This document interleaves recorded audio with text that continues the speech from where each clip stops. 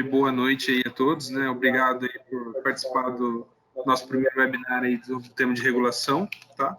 Essa noite a gente vai conversar um pouco com o Pedro da Demarest e o Bernardo da Exata Energia para comentar um pouquinho aí sobre as novas perspectivas aí no mercado de regulação, as possíveis mudanças da ANEEL, como estruturar um negócio e assim por diante.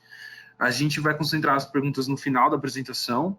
Vocês podem usar a própria plataforma para enviar perguntas em forma de texto, tá?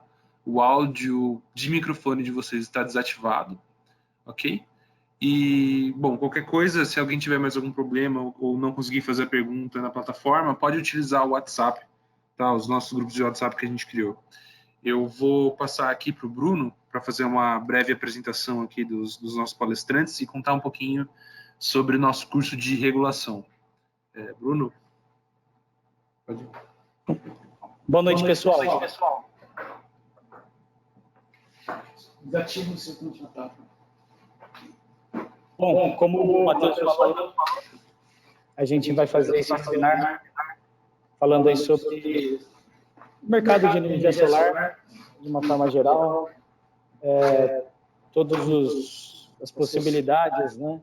A gente teve aí na última semana uma notícia que acabou assustando um pouco, né, todo mundo que está no setor, mas a ideia é a gente passar para vocês um panorama geral do que está acontecendo, né? A gente viu uma proposta da ANEEL e tem todo um caminho a ser percorrido, todo um processo, e a gente vai comentar mais a respeito desses pontos. Queria abrir aí o áudio também para o Bernardo e para o Pedro dar um alô, né? A gente vai começar daqui um pouquinho. Vamos dar mais uns 2 ou 3 minutinhos para o pessoal entrar. A gente tem algumas pessoas entrando ainda, chamando a gente aqui no WhatsApp, né? Tirando algumas dúvidas. Um pouquinho, tem muita gente entrando, né? Então acaba tendo aí um certo congestionamento, né? Mas vai dar para todo mundo participar. Acho que todo mundo que fez as inscrições anteriormente vai conseguir participar aí do evento, né? Convidar aí o Pedro e o Bernardo para dar um alô rapidamente.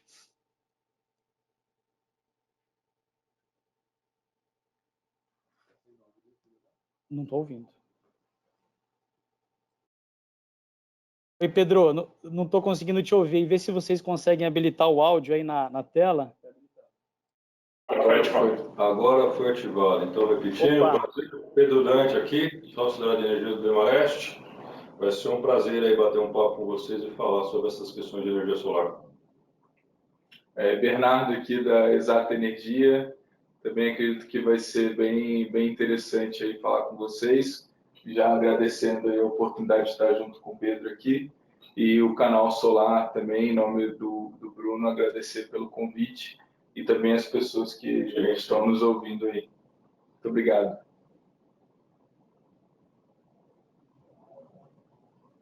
Só mais um pouquinho aí, pessoal. Vamos só... Deixa eu só verificar aqui com quantas pessoas a gente está.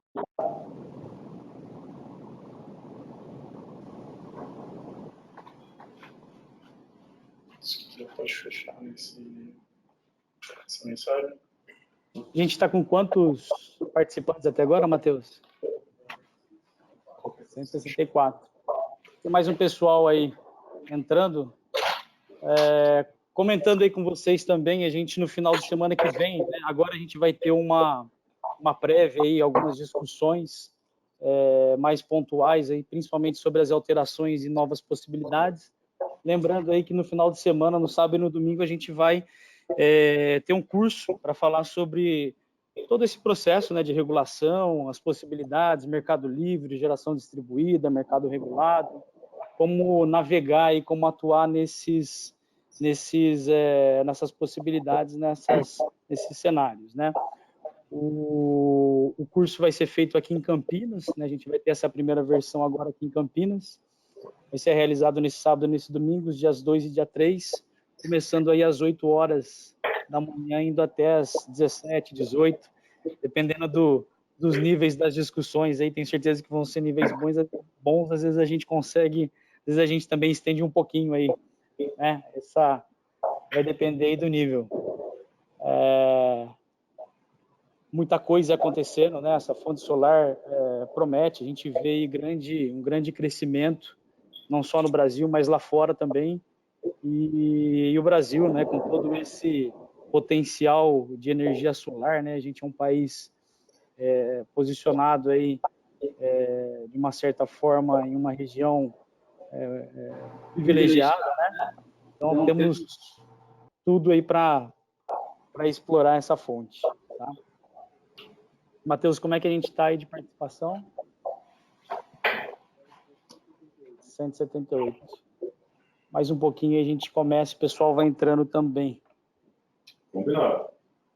Se quiser, Bruno, a gente pode falar um pouco também, se apresentar rapidamente, para também não tomar um tempo com isso. O que você acha? Uma boa, Bernardo. Tá bom, vou começar, tá? Bom, meu nome é Bernardo Margon, sou da Exata Energia, uma empresa de consultoria e também comercialização de energia. A gente atua tanto na geração distribuída quanto no mercado livre. Eu venho de uma experiência de 5 anos numa multinacional, que foi a EDP Brasil. Lá eu trabalhei na área de geração e depois na área de novos negócios. Participei de algumas transações de compra e venda de usinas hídricas, PCHs, UHS, também eólicas. Fiquei até 2015, na época a EDP ainda não começava a estudar a questão de solar. Saí para ser diretor de geração de uma comercializadora que estava investindo em solar. A princípio tinha a ideia de fazer solar centralizada, mas o projeto que eles tinham era em Taubaté e aí não fazia sentido do ponto de vista de competitividade. E aí acabei desenvolvendo lá um projeto de geração distribuída.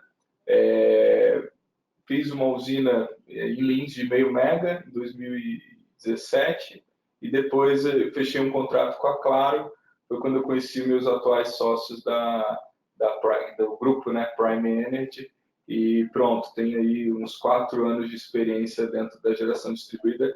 E peguei ali o comecinho, né, em dezembro de 15, né, da 687, com a evolução da 482. Então, participei um pouco da dificuldade, né, de colocar um projeto de pé. E pronto, acho que dá para passar um pouco para vocês dessa experiência. Enfim, tem muita coisa para falar, muita coisa interessante, muita dificuldade.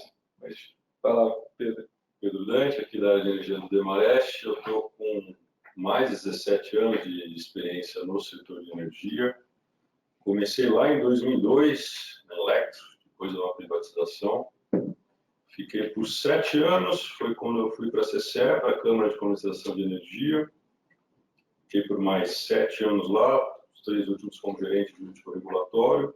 E estou há 3 anos aqui no Demarest, onde a gente acabou atuando em vários projetos aqui. Tá? Então, o interessante desse curso, semana que vem, quando o Bernardo me convidou o Bruno, apresentar questões teóricas, né? Mas assim como o Bernardo, a gente está desde o começo desses projetos de geração distribuída, estruturamos a parte contratual do projeto da Claro, projetos da Smart Fit, estamos fazendo agora o da Vivo, o próprio projeto do Itaú. Então, todas essas dificuldades, né, de estruturação a gente tem acompanhando bastante.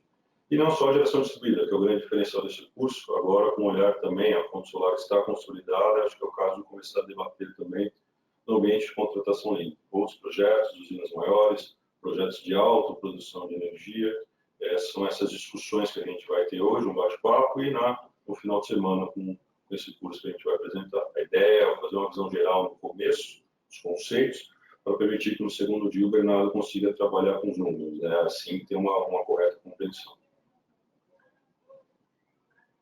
Obrigado, pessoal, pela apresentação. Vamos começar já, né, o nosso bate-papo aqui, como o Bernardo e o Pedro falaram, né? O objetivo é que a gente falasse sobre todas essas possibilidades, alterações da 482, o que é mito, o que é verdade, quais são os processos, né, o que a gente tem aí pela frente. A gente preparou aí, né, uma explanação, né, tanto do Bernardo quanto do Pedro, de aproximadamente aí 40, 45 minutos, e no final aí a gente vai abrir aí para as perguntas, né? Durante a apresentação, durante o bate-papo, aí vocês podem encaminhar aí as perguntas no chat, que a gente vai colocando aqui no banco, aqui, né? E no final a gente coloca na mesa essas perguntas aí para o Pedro e para o Bernardo responderem. Então, vamos lá, Pedro e Bernardo, né, a audiência de vocês aí, boa discussão aí para todos.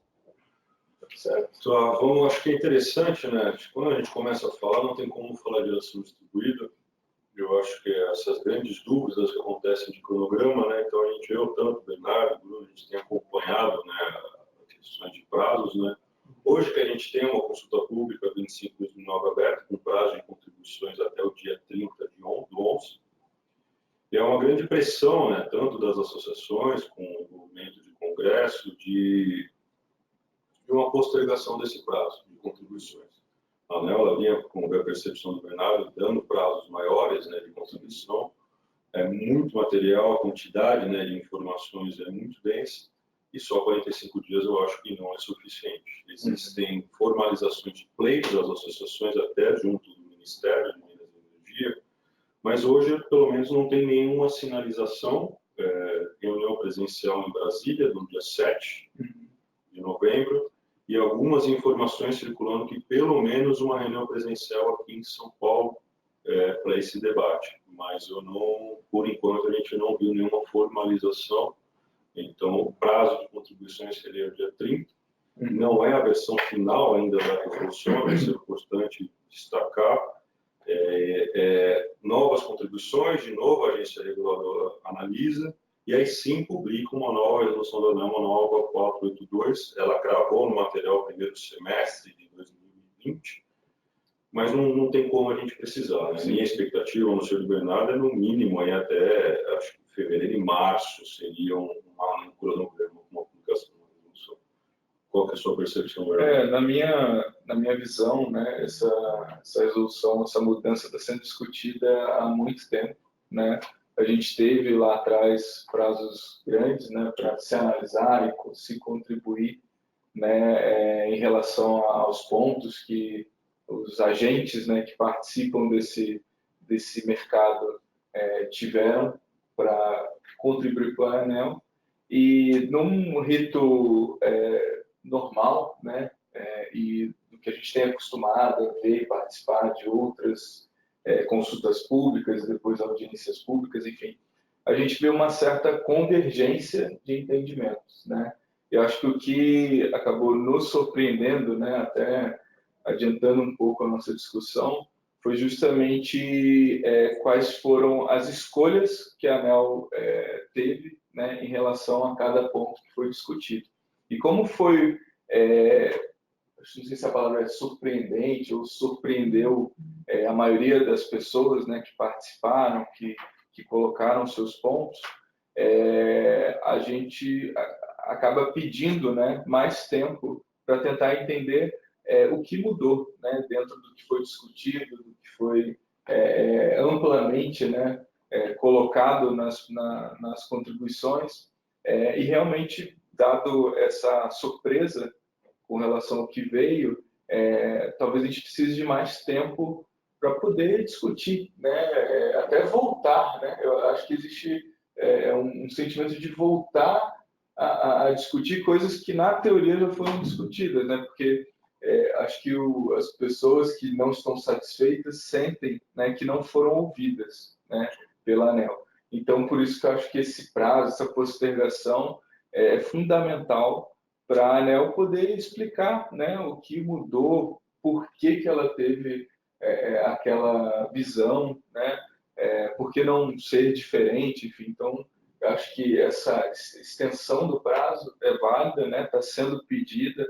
Eu acredito que, do ponto de vista de processo, as associações estão seguindo o rito, né, e eu espero que a ANEEL estenda, né, esse prazo para a gente voltar a discutir, porque até a gente pode discutir isso, né?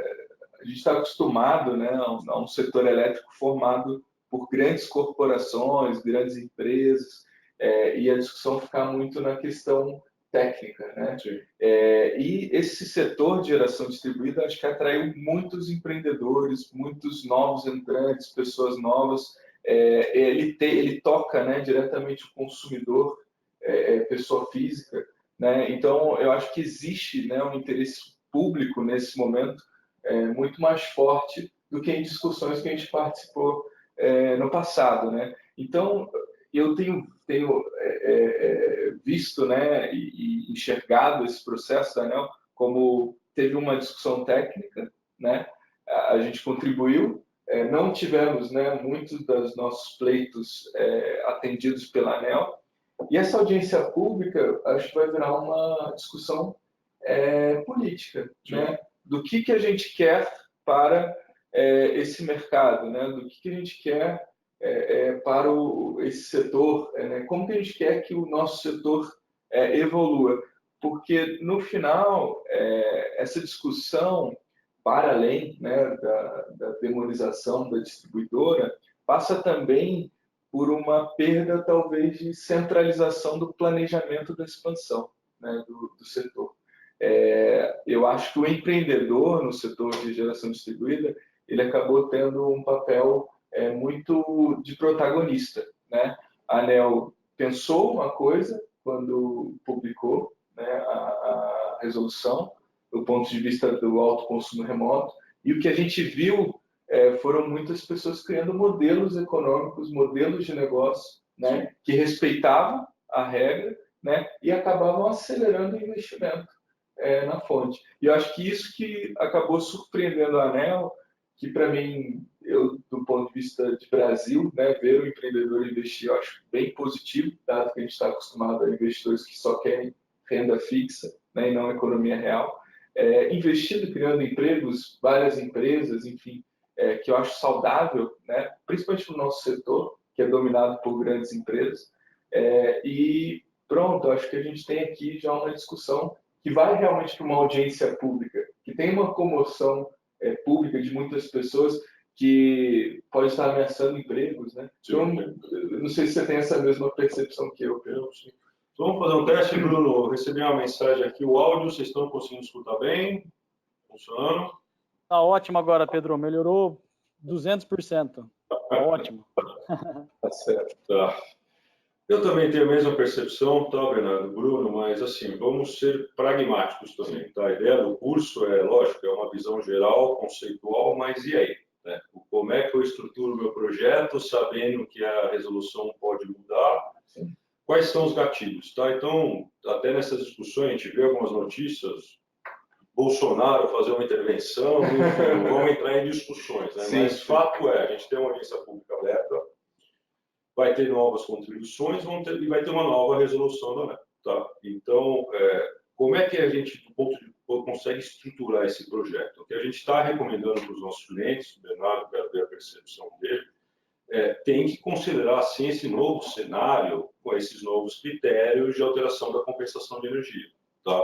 Então, o que surpreendeu, a ANEEL saiu, né, de uma postura mais conservadora, foi para um cenário 5, que é uma perda da arrecadação do megawatt-hora em termos de compensação de energia. Então, hoje, o investidor, né, que o Bernardo fala muito, tem que fazer a conta com base nesse cenário, tá? Direito adquirido, meu projeto vai ser impactado, meu projeto anterior, muita discussão nesse sentido.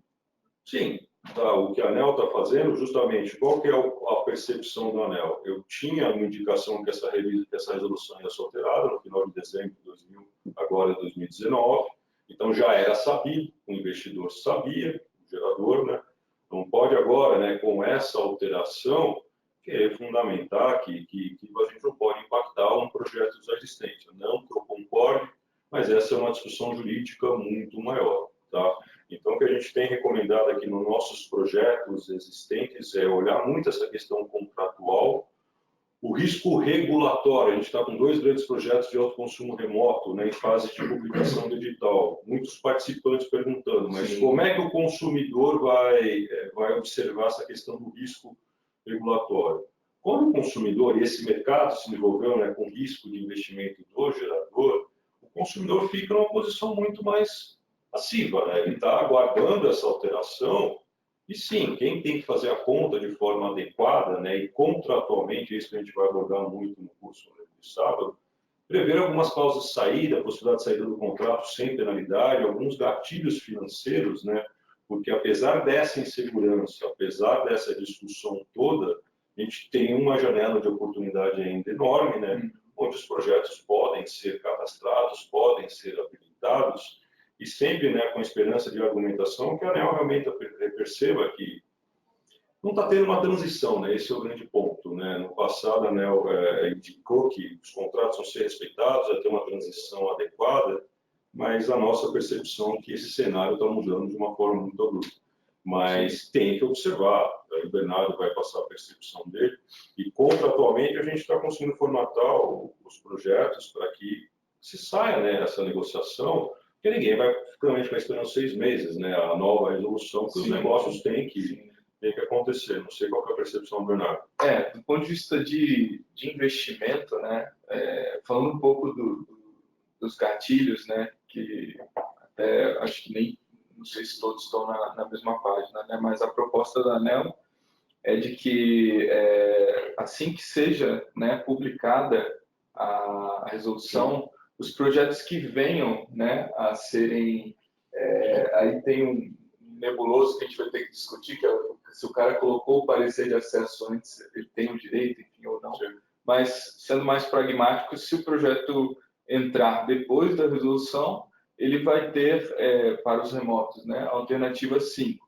Para os locais, né, vai ter a alternativa 2. Então, logo no início, eu já queria separar o que é remoto e o que é local. Né? Do ponto de vista de investimento de projetos de grande porte, né, onde tem um investidor que tem ali um ticket de 10 milhões, 15 milhões, dificilmente ele vai investir dentro da casa do cliente. Tá? Então, esse investimento dentro da casa tem que partir do próprio consumidor. Tá? Então, para nesse aspecto, né, a gente pode fazer contas, né, que perdem, né, a atratividade. Acho que todos aí que sabem, eu já fui executivo, é muito difícil você vender essa ideia, né, esse projeto é um investimento alto para um consumidor, seja industrial, comercial, né, que tem outras atividades e outras prioridades, mas essa alternativa 2, de certa forma, tem um impacto, mas o impacto da alternativa 5 é muito maior. Tá?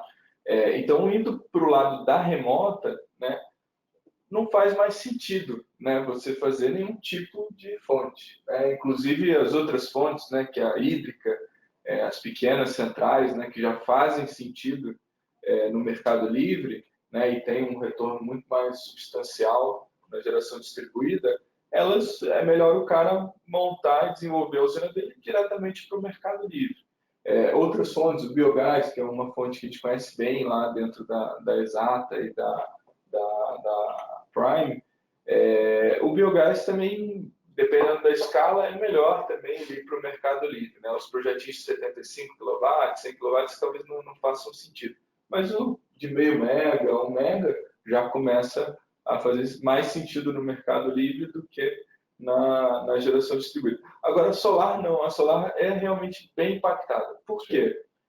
Porque ela tem uma característica, né, talvez de mercado livre, que você precisa ter grandes projetos. Né? Então, não faz sentido você fazer um projeto de 1 mega, de 5 mega, eventualmente 5 mega no mercado livre. Né? A grande questão da GD é você ter que consumir no mesma distribuidora em onde o seu consumidor está presente. Né? Quando você vai para o mercado livre, você acaba competindo com todas as fontes, né, amplamente, grandes projetos. Então, a solar ela tem que ter uma escala e estar localizada numa região de bastante sol. Então, para esse empreendedor que ficou ali no tamanho de 1 a 5 mega, ele vai ter que, e geração remota, ele vai ter que começar a olhar uma nova realidade. Né? Poxa, vou ter que migrar o meu negócio para o mercado livre. Só que a escala é muito importante, né? Então ele tem que começar a pensar em como que ele vai se encaixar dentro desse... E a modelagem jurídica é completamente distinta, né? Isso que a gente vai abordar muito no Justamente. curso. O mercado livre é um outro meio, né, de se fazer negócio, de vender energia.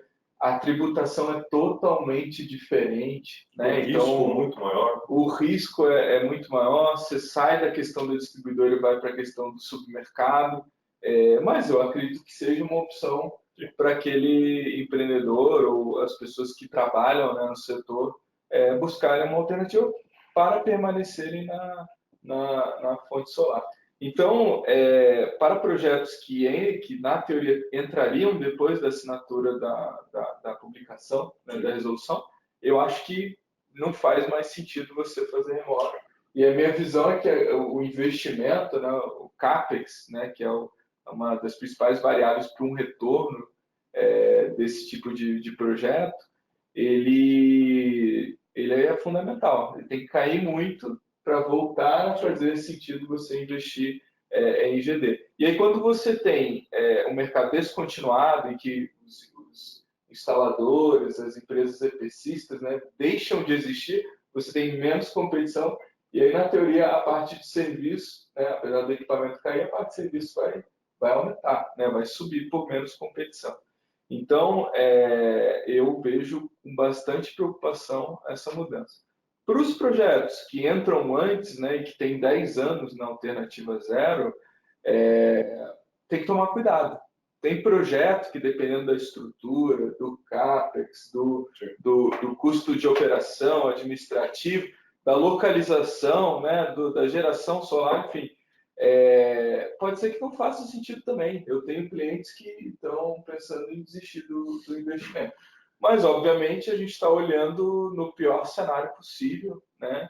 Eu acredito que, em função do setor, argumentar com a ANEEL e buscar, né, vias até políticas para a solução, a gente pode ter uma alternativa aprovada menos forte, né, do que a gente está vendo. Então, eu acho que, assim, importante dizer, né, todos esses termos difíceis que eu falei, CAPEX, retorno, TIR, a ideia é, no início do curso, fazer um mini curso de investimento e para tratar esses temas, porque nesse momento é importante que o empreendedor, o investor, faça conta, né? Porque pode ser que a pessoa, né, esteja entrando para perder dinheiro ou simplesmente não vai conseguir vender para ninguém, né, o que está propondo, né? Se hoje já é difícil, né, e quando eu falo isso, eu sei por causa, é muito difícil estruturar, vender, construir, enfim. Se hoje já é difícil, nesse cenário é muito mais difícil, né? Então, o cenário de cronograma é esse, né? Não é um cenário com perspectiva de... Bruno, vocês estão vendo a gente? Voltou. Então, em termos pragmáticos, né? A dúvida, quando a publicação vai ser divulgada? Provável que em março, abril do ano que vem, acho que em data, antes dessa data, é muito difícil, tá? Como o Bernardo colocou. Então, até os projetos já cadastrados, habilitados de alto consumo remoto, podem sim ser impactados, porque a ANEEL está estipulando prazo de até 2031. Então, vai ter que ver como contratualmente esses projetos também foram, né, entabulados, pode ser que haja penalidade, enfim. Vai ser um imbróglio que talvez a agência reguladora ela nem tenha percebido que ela esteja praticando. Mas, contratualmente, é uma questão muito comercial, realmente, do gerador e do consumidor, a alocação de riscos, né? E essa alocação de riscos sempre acaba gerando um impacto no valor do projeto, mas a tendência aqui, não tendência, né? Mas superada essa ansiedade dessa fase inicial, eu também acredito que a ANEEL vai postergar o prazo, ou pelo menos ter reuniões presenciais. Esses projetos são viáveis ainda do ponto de vista de estrutura, e é um olhar muito econômico e contratual de como né, estabelecer essas regras, né, nesses períodos de transição, para que justamente o ativo seja preservado e tenha um correto equacionamento de responsabilidades. A ideia, acho que desses projetos também, como o gerador faz todo o investimento, o consumidor tem que ter também essa percepção, por mais que o risco fique com o gerador, ambas as partes querem viabilizar esse projeto. Então, contratualmente, a gente consegue estabelecer, equacionar essas responsabilidades e seguir.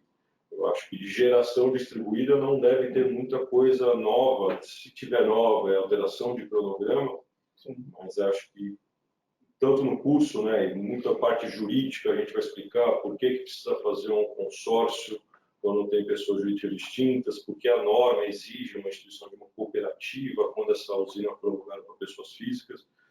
Notícia boa, né, que a agência reguladora percebeu que esses instrumentos societários eles acabam engessando, né, a geração distribuída no varejo. Ela está propondo, né, a instituição de um condomínio voluntário. Então, apesar da geração distribuída com esse cenário que não está sendo tão atrativa, pelo menos há uma sinalização de escala, né, que essas usinas vão poder, já podem, ou seja, a gente já consegue fazer essas estruturas societárias, mas são burocráticas, elas custam. Então, pelo menos nessa parte de uma expansão maior da sistemática de gestão distribuída, a ANEEL deu uma boa notícia de permitir os condomínios voluntários. Eu acho que é o que veio de bom dessa resolução. Se falava muito de possibilidade de comercialização dos excedentes de energia, isso ficou fora, é um outro projeto de lei. Tá? E se falava muito de troca também, de compensação de energia entre distribuidores, isso também ficou fora. A minha percepção é que acho que a base precisa ser bem estruturada para depois a gente ir para essas questões mais com maior liquidez. Né? Também acho que a ANEEL, nesse ponto, ela não foi, ela foi mais conservadora. Você permitiu uma comercialização de energia no ambiente regulado, quando o mercado livre está começando a diminuir os requisitos para ser elegível, acho que é um pouco complexo. Sim, sim. Na realidade, esse tema, né, da liberalização do mercado, a princípio, quando a ANEEL publicou, né, a 2017, ela nem via como preocupação, né? À medida que foram criados, né, mecanismos de consórcio, eventualmente cooperativas, em que você realmente ia para o varejo e ia direto ao consumidor final, né? Sem ele ter que despender ou investir num ativo, então permitindo a entrada dele nesse novo mercado e de eventualmente não, de escolher a energia que está consumindo, você acaba vislumbrando o mundo que a gente vê no mínimo daqui a 10 anos. Né? A ideia da ANEEL, né, né, de ir aos poucos diminuindo, né, os limites para que o consumidor consiga entrar no mercado livre e comprar a sua própria energia. Então, para o empreendedor, para a pessoa que trabalha, né, nesse setor e tem uma visão de carreira, né, o que o futuro espera é que todos estejam no mercado livre tendo a felicidade de poder comprar a energia de quem preferir. Mas a ideia da ANEEL é de cada vez diminuir esses limites, né, ao ponto de todos que estejam conectados no ar, né, consigam fazer hoje, no mínimo, o cliente tem que ter uma demanda contratada de 500 kW, né, então tem já um cronograma mais ou menos de redução, né, dessa potência, até que se chegue no baixa tensão, né, e no baixa tensão eu acredito que seja a principal preocupação da ANEEL, dessa deserção, né, de pessoas buscando a própria energia e tirando a remuneração, né, que a distribuidora tem que passar para os projetos de leilão. Até é importante no curso, a gente vai discutir, né, muito como que é o modelo do setor. Né? O Pedro acho que vai falar bastante no início, mas eu vou reiterar para as pessoas entenderem, né, que não é só receitas da distribuidora, mas também o sistema, né, em que o setor elétrico foi conduzido e planejado, né, e que, em função de vários detalhes, né, que eu acho que aqui a gente não consegue ter o tempo para falar de todos, como leilões de energia, contratos do CCAR, contratos de transmissão, enfim, tudo isso tem que ser remunerado, e a distribuidora é quem faz todo o faturamento para depois repassar isso para os outros. Acho que a ANEEL está defendendo justamente esse poder, né, de decidir quando que o cliente vai ser livre, né? Porque o que a gente tem visto é o empreendedor de forma natural criando essa possibilidade para o cliente final. Então, até uma discussão, né, que a ANEEL coloca, o mais rico, que tem mais capacidade, vai se beneficiar e o outro vai perder. Numa estrutura de condomínio ou de consórcio, de cooperativa, todos vão ter acesso, né? Independente da classe social, enfim. Se ele for lá aderir a uma determinada cooperativa, ele vai receber energia sem precisar ser capitalizado, né? Então, eu acho que essa viabilização até do condomínio é interessante, é bom, mas quando ela coloca a alternativa 5, acaba impedindo, né, que isso evolua de alguma forma.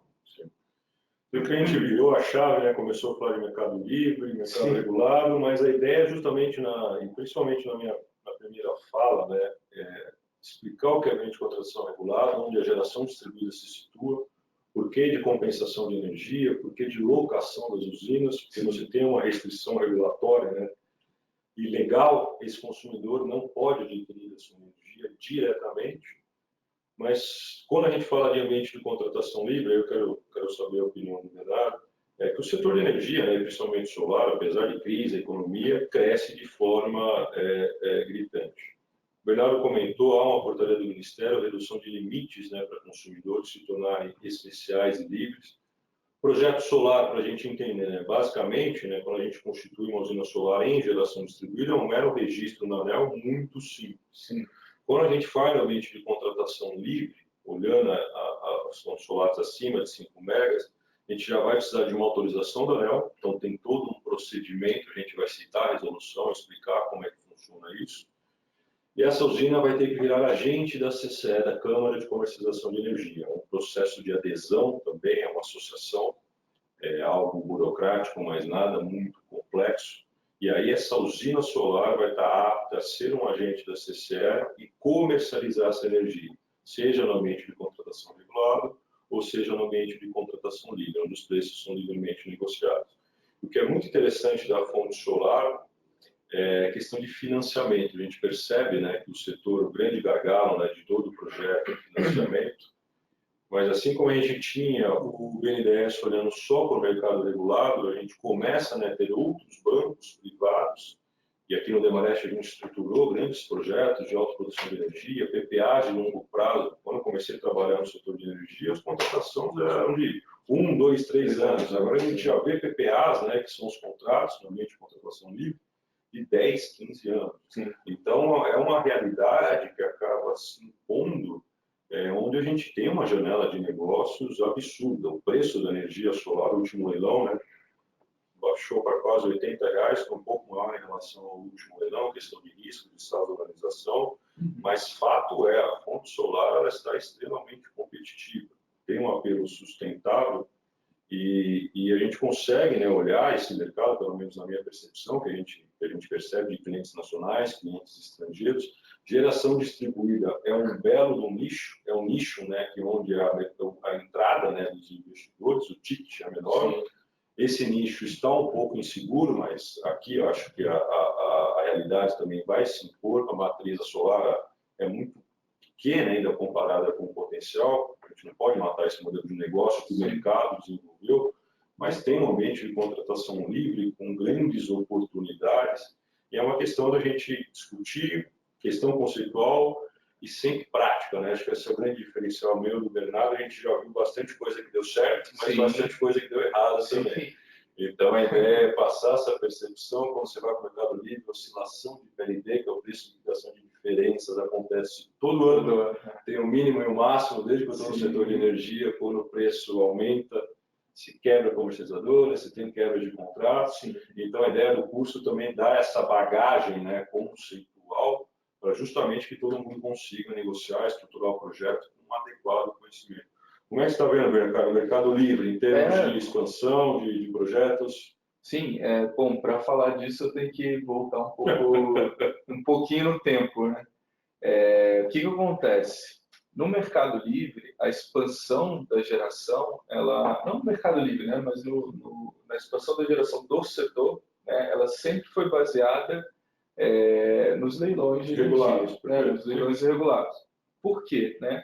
Um dos motivos é financiamento, né? Então, você criou-se um planejamento centralizado, né, através da EPE, que organiza organiza, né, os leilões, e os empreendedores, com suas fontes, fazem o bid do menor preço para viabilizar os projetos, né? E o que a gente viu nos últimos anos de novos projetos, basicamente foram baseados no leilão. Então, eu vou lá, tem um pool de distribuidoras que determinam quanto de energia elas vão comprar, e eu tenho um pool de geradores que determinam qual volume de energia vão ofertar. E esse percentual é sempre alto, né? Raras vezes eu vi um gerador oferecer 70% da energia, aliás, 30% deixar para o mercado livre e 70% deixar para o mercado regulado. Normalmente todo mundo colocava quase que 100%. Sim. Por quê? Quando você tem um pool de distribuidoras e um contrato de longuíssimo prazo, de 20 a 30 anos, dependendo da fonte, você garante o financiamento, né? E o BNDES foi por muito tempo a principal fonte, né, de financiamento, porque é uma fonte incentivada, né? Uma taxa muito mais baixa. A gente vivia, né, pelo menos nos últimos anos, taxas Selic altíssimas, né? E que o BNDES vinha com uma taxa menor e pronto, o projeto fazia bastante sentido. E esse modelo, né, ele também acabou ficando um pouco desacreditado, né? Não por culpa da EPE ou de como ele se organizou, mas a questão é que desde 2014, né, em função da recessão, a gente vê as distribuidoras, o consumo, né, a carga não subindo. E aí pronto, não faz sentido você fazer um leilão sem ter carga, né? Sem a distribuidora dizer que eu preciso comprar energia no longo prazo. E aí pronto, você tem, né, mercados como o eólico muito forte, a solar se iniciou ali em 2014, 2015, com os primeiros bids, a desenvolverem grandes projetos. Então a gente tem uma oferta gigantesca de projetos desenvolvidos, né? E pouca demanda nos leilões. E aí o que aconteceu, né? Esses desenvolvedores e as próprias corporações, né, os grandes investidores de geração, começaram a ver o mercado livre, né, e um PPA de longo prazo como uma alternativa de viabilizar os projetos. Dada a competição no mercado regulado. Dada a competição no mercado regulado, exatamente. Então, você sai de um leilão que todos têm acesso, né, da modicidade tarifária, a menor tarifa possível, para o mercado de livre negociação, né? E aí o que você precisa buscar é justamente a mosca branca, que é o PPA de longo prazo, né? Que não existia, né? Foi o que você falou. O mercado livre ele é formado foi muito tempo formado por contratos de 2 anos, 5 anos, 3 anos, enfim. Dificilmente você via um contrato de 8, de 10, muito menos de 15 anos.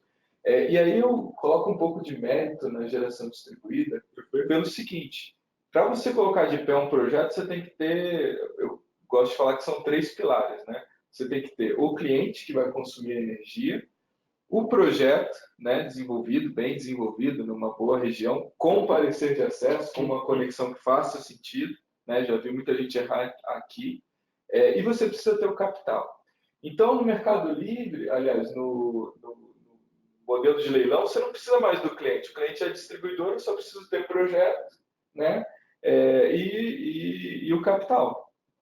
E pronto, eu ia para frente. No GD não, você precisa da figura do cliente. E o cliente, né, muitas vezes capitaneado pelas grandes corporações, né? Exemplo, uma telecom, ela tem de tudo, né? Ela tem Mercado Livre, ela tem GD, enfim, ela tem possibilidade de fazer eficiência energética, enfim, ela tem um mundo de coisas que você pode trabalhar. E aí, para você viabilizar um projeto grande de GD, você precisa de um contrato de longo prazo, de 15 anos, de 10 anos. E aí o consumidor começou a se sensibilizar com esse prazo. Poxa, se eu consigo fazer um contrato mais longo, eu consigo, consequentemente, um preço mais baixo. Sim. Por quê? Primeiro, que você traz uma previsibilidade, né, de fluxo de caixa, e segundo, que eventualmente o empreendedor consegue se financiar, né, em função desse contrato de longo prazo. Então, eu acho que a GD, de certa forma, né, trouxe esse nova percepção para o cliente de Mercado Livre. E outro ponto são os preços que estão saindo no leilão, né? Muito baixos. Então, o cara, ele olha, vou contratar incentivada, né? A gente tem que falar sobre isso, né? A diferença entre as energias. Mas eu vou comprar incentivada 2020. O preço está 250, 240 reais por megawatt-hora. E aí ele olha um leilão, tudo bem que é um A-6, mas a 89, né?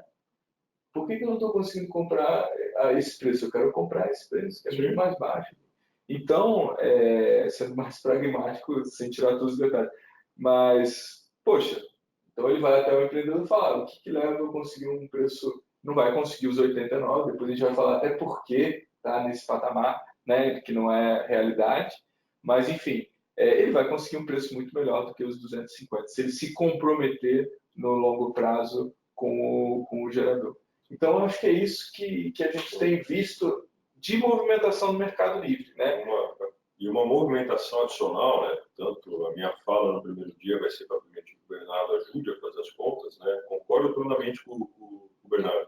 Geração distribuída movimentou o Mercado Livre também. Tá? Um tipo de projeto que estava adormecido é de autoprodução de energia, o consumidor. Quando a gente olha a geração distribuída, a gente está olhando o consumo, né? O consumidor produzir a sua própria energia.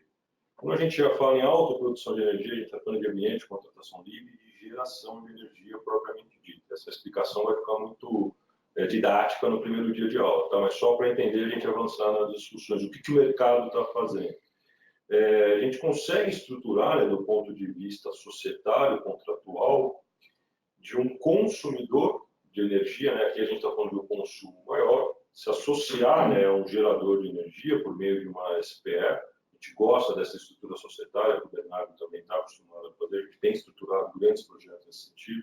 Casa dos Ventos e Vale foi o primeiro a ser anunciado, a gente estava pelo lado da Vale, onde se cria uma SPE, esse consumidor adquire, né, a quantidade de ações dessa sociedade e propósitos específicos, e aí a gente consegue trabalhar com uma outra modelagem econômica de autoprodução de energia, que está sendo muito mais competitiva comparado até ao ambiente de contratação livre. Vou explicar o porquê. A gente tem aqui um benefício de isenção de encargos setoriais, PROINFA, CCC, CDE. O porquê? O consumidor, mais uma vez, as grandes corporações que são criticadas, né? Ele tá ajudando na construção de novos empreendimentos, está ajudando na injeção de nova energia na matriz energética. Então, por expressa previsão legal, há um benefício de isenção de determinados encargos setoriais. Então, quando você compara com o Mercado Livre, você estrutura esses projetos também de longo prazo, as grandes corporações estão começando a olhar e é uma modelagem jurídica que a gente está trabalhando com inúmeros projetos. É segura do ponto de vista contratual, regulatório, societário, e a ideia é também abordar a autoprodução de energia, que é algo não é novo.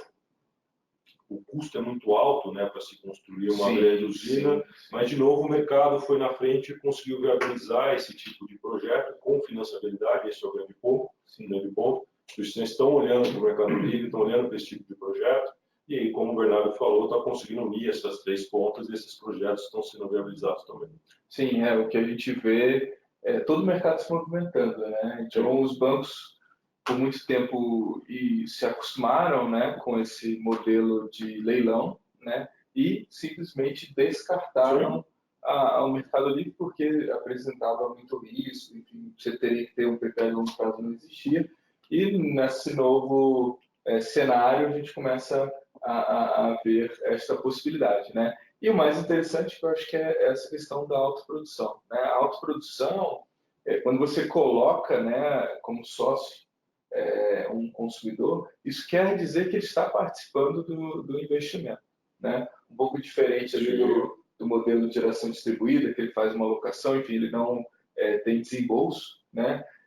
No autoprodução do Mercado Livre, ele precisa desembolsar um investimento para ter o benefício, né? E esse benefício é bem representativo em relação a algumas distribuidoras, né? O que é esse benefício? Se você buscar lá a resolução homologatória da ANEEL, né? E obviamente se ele está no Mercado Livre ele é A, né? Você vai ver o A azul APE, né?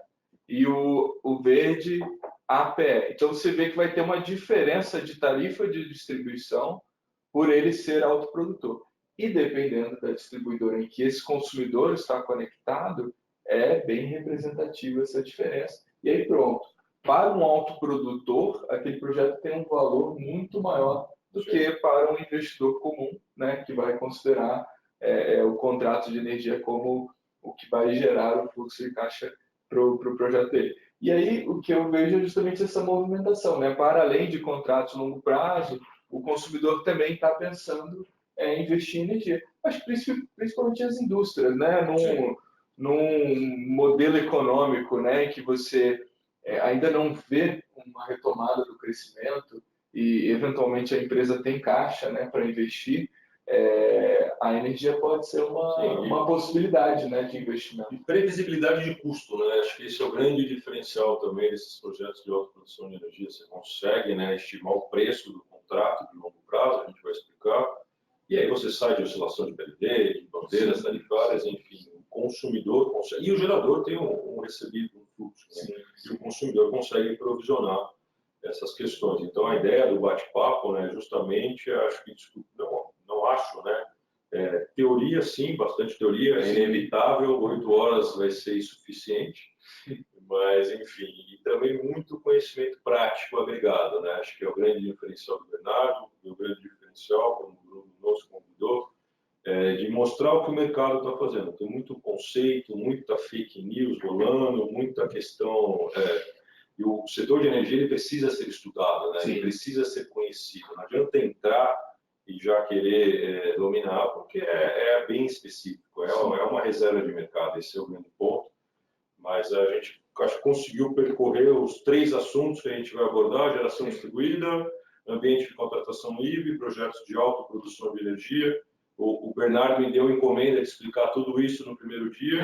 Com base nessa explicação, ele falou que vai ser simples fazer a conta. Como eu não sei fazer a conta, eu aceitei o convite de explicar no primeiro dia, para permitir aí que todo mundo consiga ter conhecimento e consiga fazer as contas certas. Sim, né? sim. Esse é o grande objetivo do curso nesses 2 dias. Como é que estamos aí, Bruno? De pergunta, como é que você quer conduzir?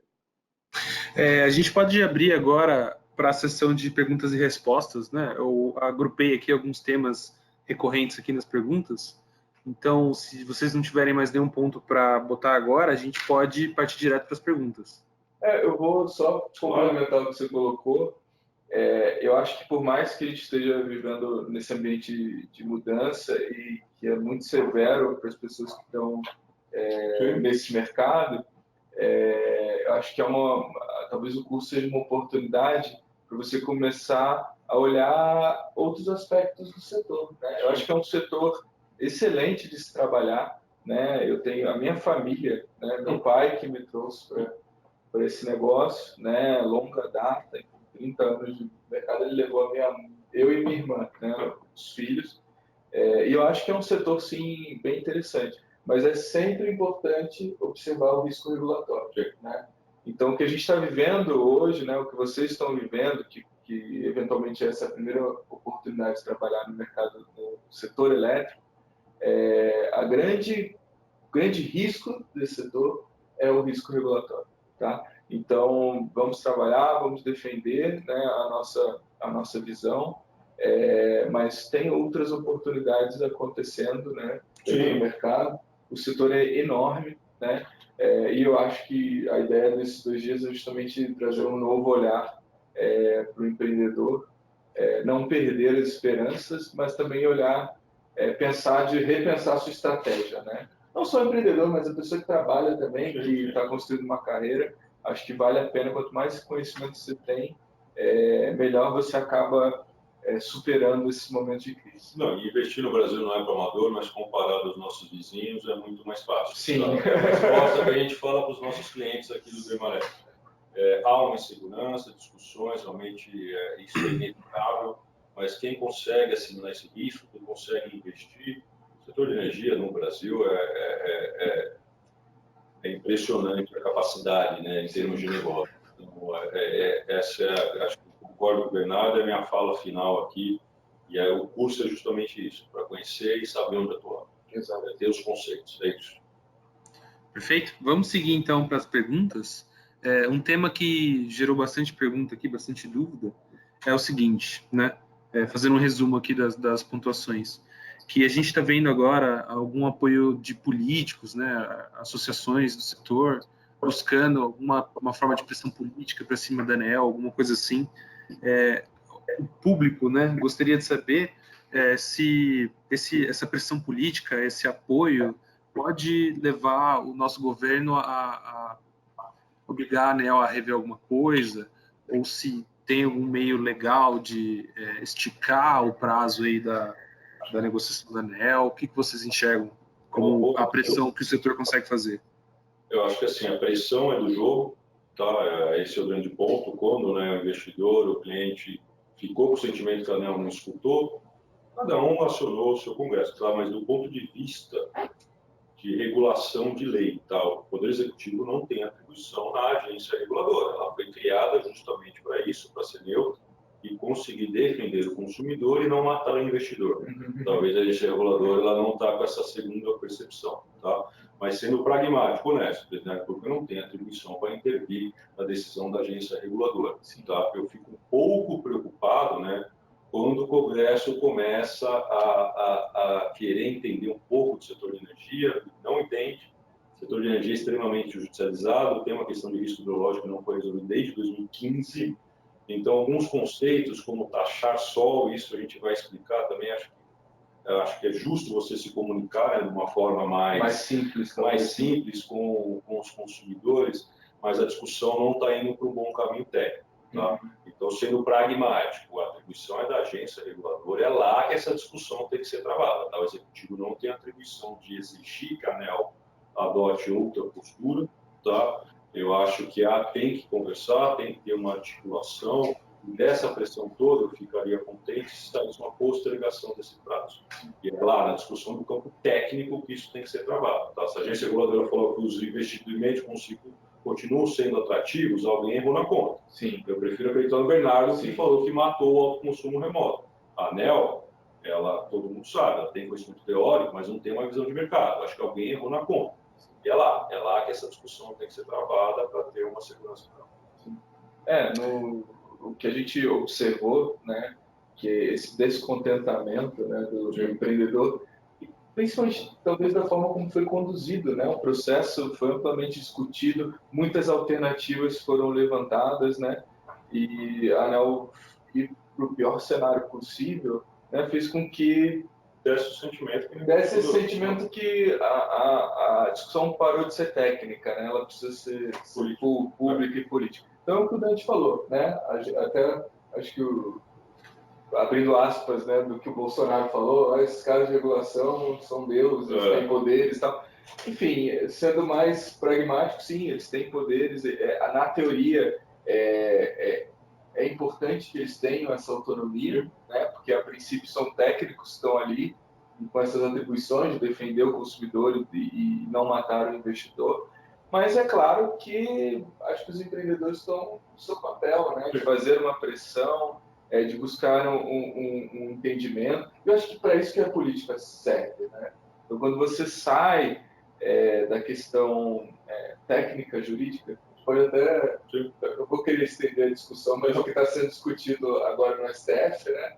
Talvez não deveria estar sendo discutido lá, e sim no Congresso. Mas, enfim, eu acho que faz parte essa pressão pública justamente para a ANEEL ter mais, avaliar melhor, olhar os números, enfim, entender o empreendedor. E, de fato, esse setor tem importância econômica, né? A gente passa por um processo demasiadamente ruim econômico, né? E você tem uma alternativa que criou vários empregos. De certa forma, existe um interesse público, sim, né? O que a gente precisa é justamente equilibrar os cálculos técnicos com o interesse público para que o nosso setor seja sustentável. E eu acho que há, sim, uma alternativa que atenda a todos os agentes. Né? Do ponto de vista legal, né, o Poder Executivo, o presidente da República, não tem poder para interferir na decisão da agência reguladora. Não tem. Esse é o grande ponto. Exatamente. Perfeito. Seguindo um pouco aí a questão da mudança de regulação, uma pergunta bastante recorrente também é como que fica agora o papel do microempreendedor? aquele cara que faz residencial, faz comercial. A gente deve ver aí um grande êxodo do mercado. Claro, a gente espera, né, que diminua um pouco o investimento em GD, principalmente alto consumo remoto. E como que fica a parte de geração junto à carga, condomínios locais, se já se sabe alguma coisa da modalidade de condomínio voluntário? Eu vou começar pela parte financeira, né? Porque eu acho que o que move os mercados e você conseguir vender, né, alguma coisa parte de fazer sentido econômico, né? Ou de ter algum apelo emocional da pessoa colocar o dinheiro sem ter esse retorno. De fato, o investimento local nesse cenário, né, complexo é o menos afetado, na minha visão. Né? A gente está com uma alternativa 2, um fator de simultaneidade que ajuda. Né? Então, o que é o fator de simultaneidade? Se ele gerar e consumir ao mesmo tempo, é como se você estivesse compensando 100%, né? Inclusive impostos, né? Se o cliente tiver uma usina maior do que o mega em alguns estados. Né? Então, o que o microempreendedor vai ter que buscar é justamente esse fator de simultaneidade, é conversar com o cliente, eventualmente de mudar um pouco, se for possível, né, o seu dia a dia dentro da casa, enfim. Se for uma casa grande, você tem um ar-condicionado que acaba onde está a maior carga ao mesmo tempo em que há geração. Né? Então, acho que o microempreendedor vai ter mais dificuldade de vender, né? Mas de certa forma ele vai ser afetado, mas não tão severamente quanto os outros empreendedores, né? Que eventualmente buscam a geração remota ou no telhado. A questão principal é que o condomínio, né? Se for um prédio, não faz sentido você investir em função de dependendo, você só tem uma cobertura rasa, enfim, então aquela geração não é relevante. Né? A única alternativa seria a geração compartilhada, né? Enfim. Mas eu vejo dessa forma. A minha percepção também, a geração local, concordo com o talvez novos nichos, né, de modelo de negócio, né, surjam, se não está atrativo no remoto, no local, trazendo um investidor para fazer um varejo. Sim. Talvez seja também umas taxas de juros menor que Santander. Do microempreendedor, até pensando aqui, né, essa pergunta nunca veio na minha mente, é interessante que ele deixa de competir com o alto consumo remoto, né? Porque se a gente cria dentro do alto consumo remoto, né, estruturações mais simples, né? O cara que tem a casa, ele, às vezes vai preferir consumir a energia de alguma cooperativa do que construir na sua própria cobertura. Ou essa nova modelagem, né? Nos Estados Unidos, por exemplo, tem a Solar City, que coloca no telhado do cliente, né? E ele que faz o investimento. Então você pode ter, e eu acho que o empreendedor brasileiro é bem criativo, né? Provavelmente a gente vai ver até uma movimentação de pessoas de alto consumo remoto olhar mais essa parte de microgeração local. Né? Eu brinco, né? São 80 milhões de consumidores aptos a gerar a sua própria energia. Então, tem consumidor e o mercado, a modelagem de negócio vai se adaptar onde está atrativo. Também não tenho dúvida nenhuma. Olhar um pouco cheio, né? Acho que essa é a grande questão. Eu não vejo como geração distribuída ter, talvez, praze um pouco esses grandes projetos maiores, fiquem no mercado livre, mas o potencial de clientes para a geração distribuída é enorme. E, de novo, a ideia é varejo, né? A geração distribuída não atingiu o varejo, talvez com essa retirada de amarras societárias, não tenho dúvida nenhuma também. Startups, aplicativos de celular, a gente sabe que já tem isso na prática, você por se conectar numa usina, numa modelagem mais simples. Vamos ver, acho que é um grande ponto. Perfeito. Mais uma pergunta, né? Quais são os principais riscos de operar no Mercado Livre e como que alguém consegue entrar no Mercado Livre? Como é que o empreendedor que tem um pouco mais de capital consegue dar esse passo? Né? O que ele precisa e qual seria um tamanho bom para ele começar a ficar competitivo? Do ponto de vista, também para ficar competitivo, é uma pergunta complicada, mas do ponto de vista regulatório, depois eu passo a resposta para o Bernardo. Tá? A gente fala de fazenda solar, que a gente vai focar, né? Mas um projeto no meio de contratação livre, ele precisa de uma autorização da ANEEL para gerar essa energia. Tá? É um procedimento também de comunicação para a agência reguladora, balanços, questões de medições anemométricas, tá? A gente vai citar essa resolução, obrigado. A gente vai citar esse normativo. E depois se associar a CCE, Plano de Comercialização de Energia, que nada mais é do que, né, um grande sistema onde todos esses contratos negociados têm que ser registrados na Câmara de Comercialização. A gente vai explicar e vai citar de Ficando TV, os requisitos aí que tem que ter para atuar no ambiente de contratação livre. Sim. Bom, do ponto de vista de entrar no mercado livre, acho que a primeira coisa é entender todas as regras, né, os requisitos, e enfim, isso é com Pedro. Do ponto de vista de desenvolvimento de projetos, né, o empreendedor que se acostumou a pelar uma área no sítio, ver que tem uma linha trifásica que passa e pede um parecer de acesso ou uma consulta de acesso e aquela área fica apta, né, a gerar. Dentro do Mercado Livre, isso é um pouco mais complexo, né?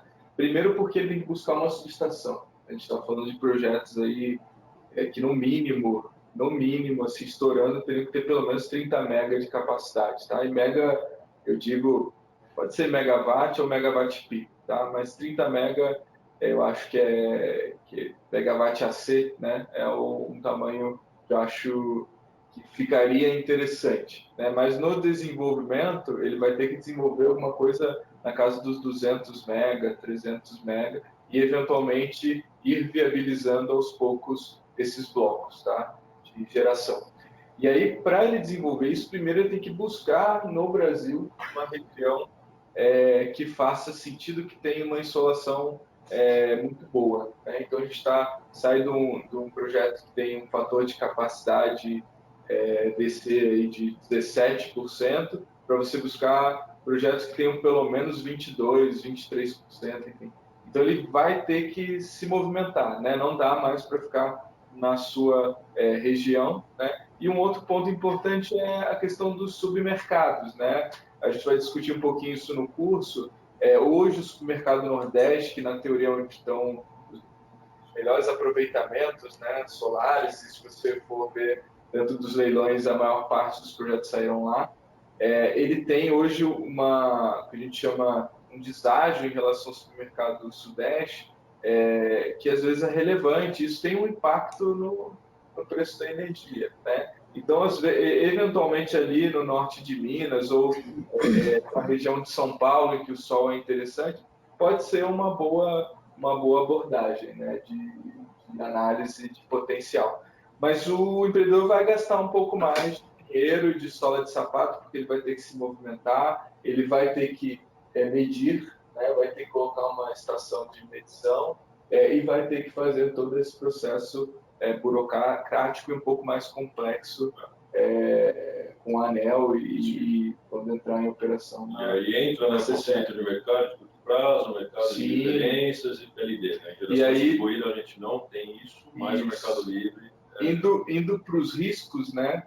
Eu acho que principalmente o risco do preço da energia, né? Então, se você tinha numa GD, né, um contrato de locação e um OIM que variava em função da geração, na geração distribuída é um pouco diferente, né? Você contrata um volume, se for com o consumidor final, você tem alguns conceitos de flexibilidade de energia, e no curto prazo você tem que fazer um acerto, né? Se sua usina gera mais do que você tinha previsto e o seu contrato tem um limite, você vai ter que vender essa energia no mercado. Se você gera menos do que o seu requisito de contrato, você tem que comprar no mercado. E vocês vão ver, né, lá na minha apresentação, como que o PLD tem se comportado, né, que é o preço de referência da energia. Então, eu acho que os riscos, né, riscos de supermercado, os riscos de conexão continuam, né, porque você vai ter que buscar uma subestação, mas a subestação tem que ter a capacidade de escoar energia. Eventualmente, você vai ter uma obra muito custosa, você vai ter que saber calcular a tarifa de de transmissão, eventualmente você não vai se conectar na distribuidora, então não tem só a TUSD, tem a TUST também, né? Então, são alguns pontos que o novo desenvolvedor... Desligamento, se o gerador fica inadimplente, resolução 5x5, penalidade, insuficiência de lastro, então realmente a dinâmica no mercado livre é mais densa. Exatamente. Passar esses conceitos para o risco. O lucro, né, tende a ser maior, sim. E evidentemente o risco também acompanha essa questão. E para você viabilizar um projeto de 30 mega pelo menos, né, a gente está falando de um investimento de 90 a 100 milhões. Então ele tem que ser letrado nos termos e nas formas como um investidor gosta de ouvir, né? É claro que muitos empreendedores de GD têm ido, né, em fundos de investimento e tal, mas como se diz, acho que a exigência, né, do investidor a um ticket de 20 milhões, 50 milhões é uma, né? A um ticket de 100 milhões, 200 milhões, 500 milhões de investimento, aí você tem uma exigência muito maior, né? Então, tem isso também que tem que ser avaliado. Mais uma pergunta aqui, é uma pergunta bastante recorrente, né? Não só na nossa apresentação, mas a gente recebe bastante aqui nos grupos de WhatsApp, né? Eu tenho uma empresa que ela já está no Mercado Livre, né? Eu posso adicionar energia solar na empresa? Isso é viável? Como que fica o sistema de compensação de energia? Não, tem os dois regimes, eles são incompatíveis, né? Não sei se eu entendi direito a pergunta, mas ou atua, né, em geração distribuída no mercado regulado, com limite da resolução de 5 megas, ou se atua no ambiente de contratação livre. Autorização da ANEEL, agente CCE, tem que escolher um ambiente, não dá para trabalhar com essas duas, elas são antagônicas. Você está num, você está na outra. E aí dá, né, a partir do princípio, né, e a gente, obviamente, por ser mercado livre, precisa de muito mais informações, né, a gente tem que entender se ele quer gerar no próprio local, ou se ele quer investir num projeto. Aí pronto, né, acabou as barreiras, ele pode construir uma usina no Nordeste e consumir no Sul, e aí tem a questão do risco do supermercado. Então ele não precisa mais construir dentro de casa. Mas se construir dentro de casa, provavelmente ele vai ter que ter uma autorização da ANEEL como produtor independente. E aí, se ele quer fazer o investimento, tem esse benefício da autoprodução, né? Que dependendo de onde ele está localizado, pode ser muito positivo. Então, sendo bem simplista na resposta, né? E aí a gente precisa avaliar todos os pontos. Sim, ele pode estar no mercado livre, ter a sua própria geração, investir em energia solar e pronto, ele vai ter que atender os requisitos burocráticos e do ambiente de contratação livre. Mas são bem diferentes da atuação de geração distribuída. Exatamente. Ok? Vamos para uma pergunta final aqui, só para a gente não se estender muito. Também bastante recorrente aqui nas perguntas que a gente recebeu é o seguinte, né? A consulta, né, tá em fase de consulta pública, certo? O que ainda pode acontecer e como que o setor pode se mobilizar para mostrar para a ANEEL que não há essa concordância com a alternativa 5? O que a gente pode fazer? Basicamente isso, né? A gente, pessoa física e pessoa jurídica. Olá, Bernardo. Bom, eu acredito que existe um rito, né, um processo. A princípio, toda a parte técnica já tinha sido discutida, a gente vai voltar a discutir, né?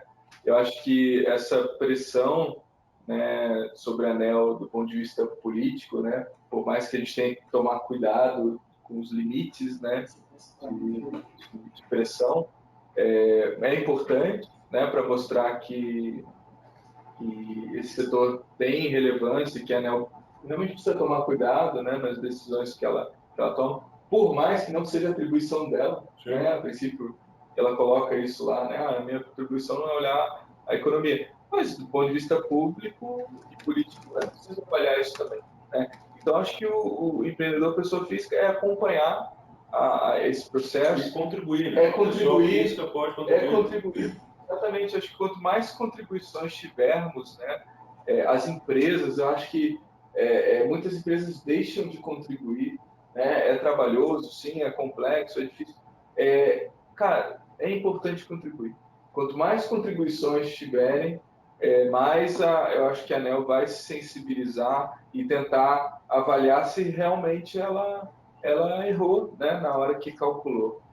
O que a gente pede, né, e tem pedido à ANEEL, né, as associações, é ter um pouco mais de tempo para contribuição, porque a gente precisa analisar todas as questões técnicas que foram colocadas e os princípios que a ANEEL considerou para esse negócio. Então, contribuam, né, entrem na consulta pública, baixem os documentos, leiam, procurem entender mais. Acho que o conhecimento é importante, né, nesse momento.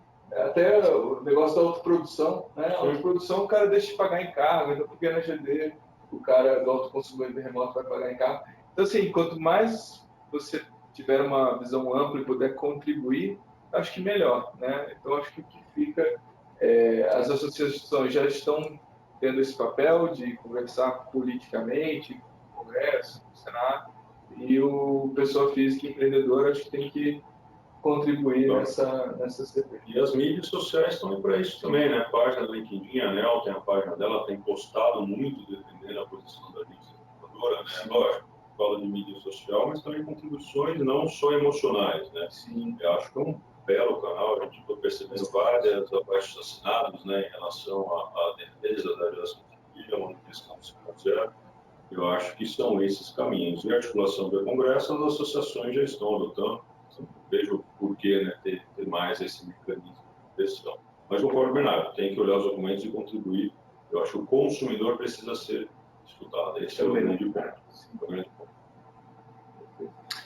Bom, perfeito. Muito obrigado aí pela contribuição de vocês. Eu vou passar a palavra agora para o Bruno, que vai fazer o encerramento aqui da apresentação.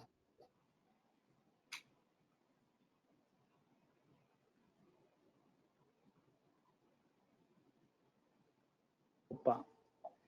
Oi, pessoal, boa noite. Bom, eu gostaria, no primeiro momento, aí, agradecer a participação de todos vocês, né? O objetivo era realmente a gente trazer, como foi falado aí nessa última resposta do Bernardo e do Pedro, bastante informação para vocês, né? Primeiro, né, informação, ela gera divisão, né? Quem tem informação consegue se destacar dos demais, né? Até para informar os clientes de vocês, né, a gente tem recebido várias questões aí que o pessoal não sabe, né, de repente, como se portar, como dar as respostas, né.